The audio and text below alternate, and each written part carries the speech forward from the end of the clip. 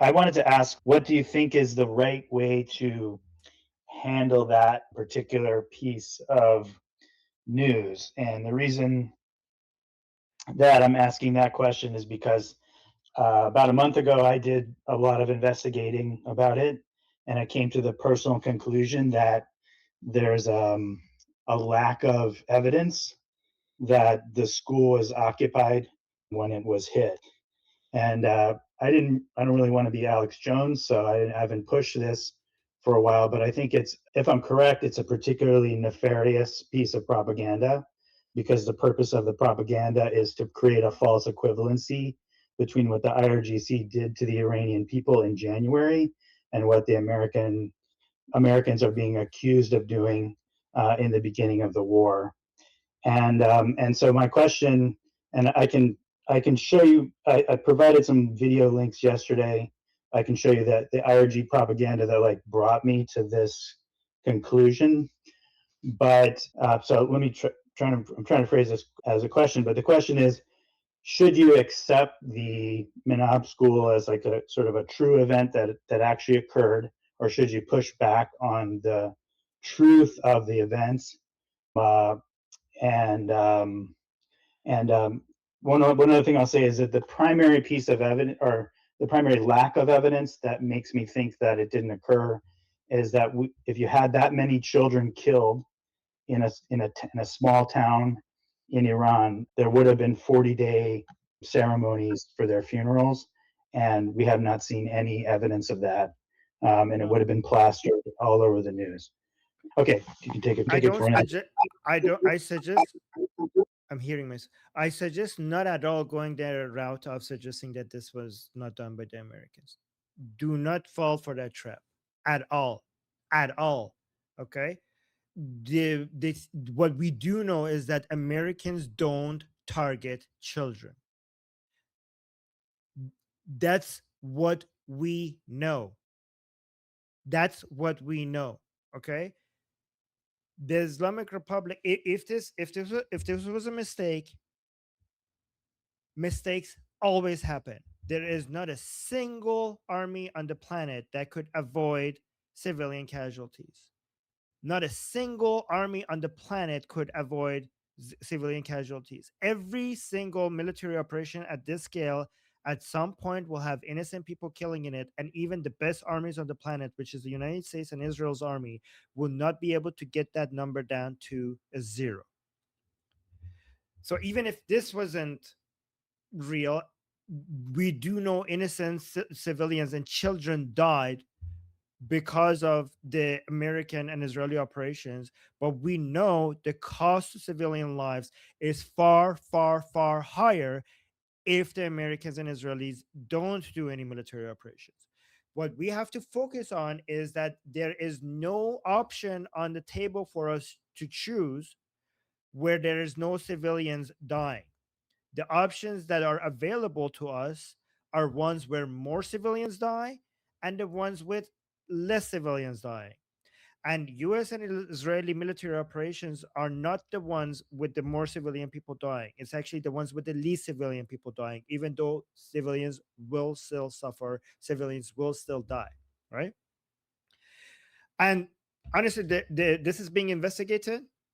So I suggest not getting ahead of the investigations. I don't think any one of us here is capable of evaluating data better than the people who are experts at this. I see a lot of YouTubers and bloggers looking at, oh, look at this missile over here. It doesn't look like that. I think like just that is a trap.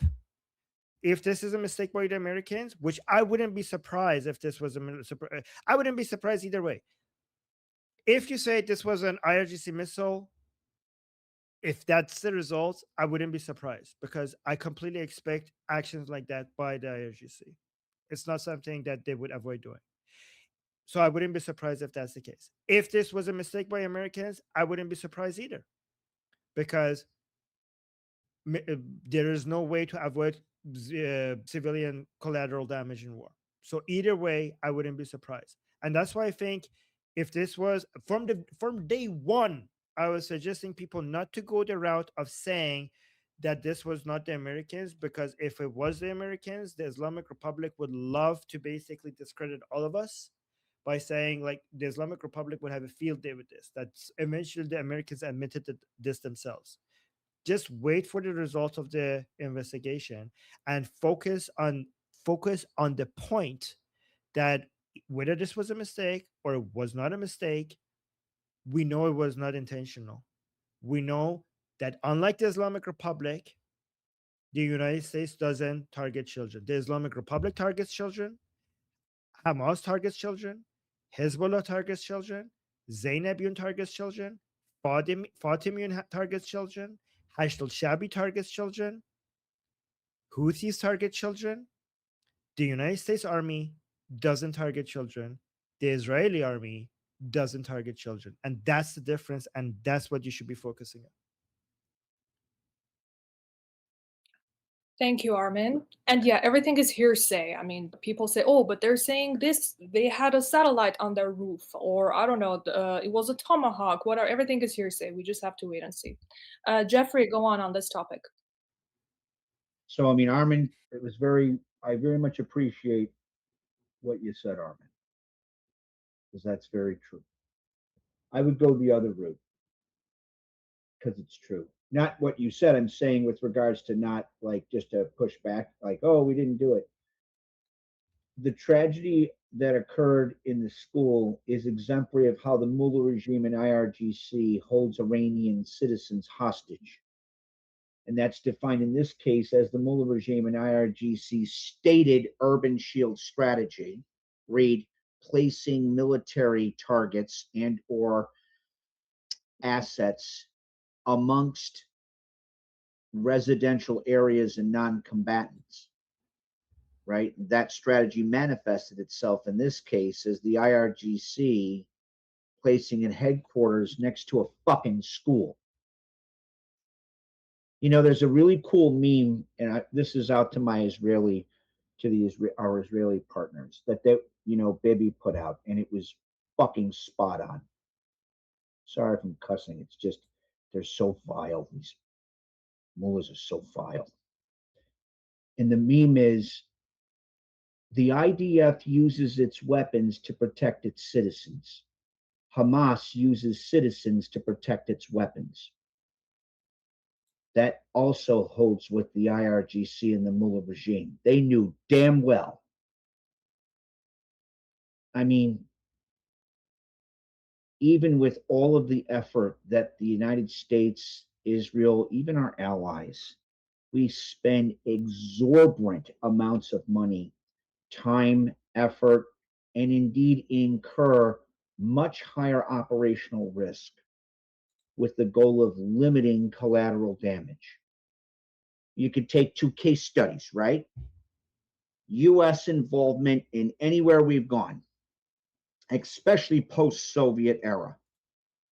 Use brilliant guided munitions, we use inert munitions to limit collateral damage, or you can say, take a look at, I don't know, the Mullah regime firing drones and rockets into fucking hotels, or Putin's criminalized counterintelligence state just indiscriminately shelling whole fucking cities.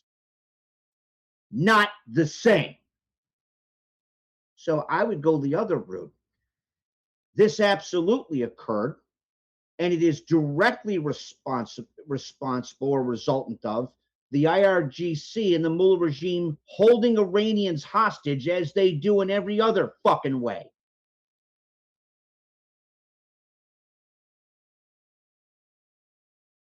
Thank you, Jeffrey. We have 3 more responses, but I don't want to stay on this topic for too long because it's a dead end until the investigation is done. But Noah, you can go ahead and respond very quickly.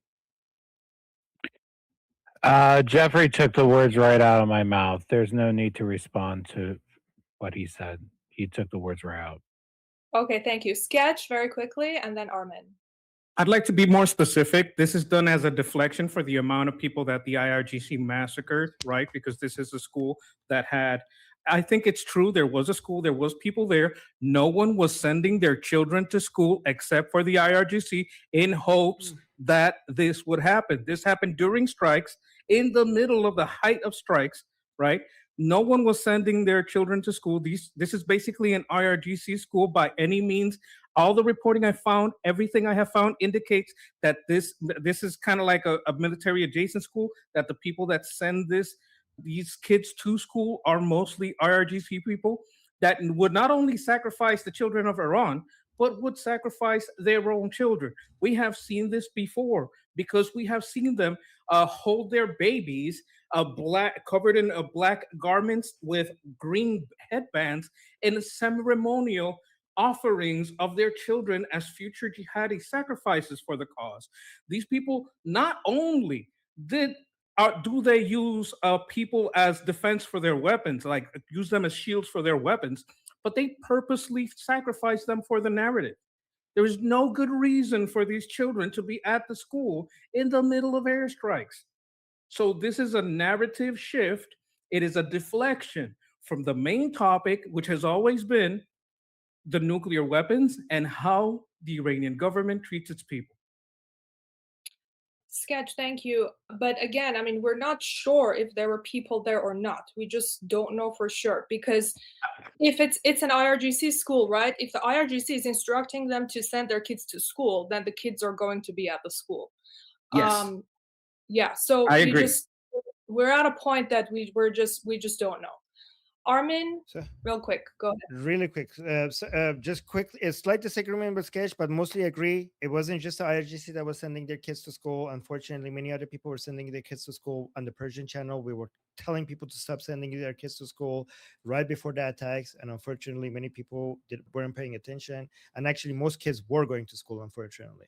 And eventually they told us, like, okay, we should have listened to you. But mostly I do agree with Sketch, because most people who bring this up are do not give a shit about the kids who died. Most people who bring this up, the point is to take away attention from the massacre of the Iranian people by the regime. That's the point of bringing this up. Yeah, very true, Armin. I was Okay, just going moving by on the to reporting. Where Oh, the okay. reporting is completely Um, false. Yep. But anyways, so I'm gonna go to the 2 super chats before we go to the next topic. Okay. Jedi saying, I'm in VIP discussion. Good luck finding me. Okay, so guys, somebody here among us is a Jedi on the chat, but we have no idea who that person is. So it's one among us. Okay, we have to figure it out.